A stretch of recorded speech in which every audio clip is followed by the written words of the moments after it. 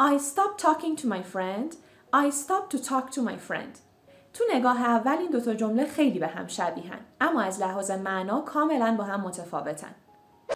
وقتی بعد از stop ing فرم یا فعل ing دار میاریم، میخوایم بگیم یه کاری رو ترک کردیم یا انجام اون کار رو متوقف کردیم.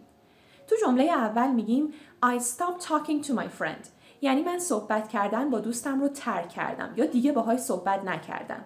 اما وقتی بعد از stop اینفینیتیو یا یه فعل با to میاریم، میخوایم بگیم یه کاری رو رها کردیم تا یه کار دیگه ای رو انجام بدیم.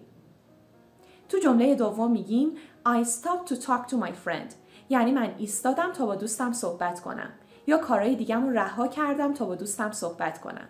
یه مثال دیگه، He stopped smoking، اون سیگار کشیدن رو ترک کرد. He stopped to smoke، اون ایستاد که سیگار بکشه. یا مثلا We stopped eating when they arrived، ما دست از غذا خوردن کشیدیم وقتی اونا رسیدن. We stopped to eat at a restaurant، ما ایستادیم تا توی یه رستوران غذا بخوریم. پس ببینید اینجا بعد از stop اگه به جای ing فرم یه فعل با to بیاریم، معنای جمله کاملا عوض میشه.